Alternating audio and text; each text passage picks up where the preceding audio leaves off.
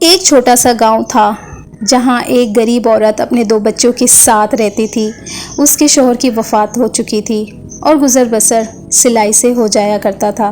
لیکن ایک دن گھر میں کھانا بالکل ختم ہو گیا۔ بچے بھوک سے رو رہے تھے۔ عورت کی آنکھوں میں آنسو آ گئے، لیکن اس نے ہمت نہ ہاری۔ وہ سجدے میں گر گئی اور اللہ سے دعا مانگی، یا اللہ تو ہی رزق دینے والا ہے، اپنے کمزور بندے کی مدد فرما۔ اس رات بچوں کو تو سلا دیا، لیکن خود رو رو کر اللہ سے دعا مانگی، مدد مانگی۔ لیکن جب صبح ہوئی تو دروازہ کھولا اور دیکھا کہ ایک ٹوکری جس میں روٹیاں، سبزی، پھل، دودھ ہے اور ساتھ میں پرچی ہے اور لکھا ہے یہ اللہ کی رحمت ہے، یہ اللہ کا تحفہ ہے، اللہ صبر کرنے والوں کے ساتھ ہے، اللہ صبر کرنے والوں کو کبھی اکیلا نہیں چھوڑتا۔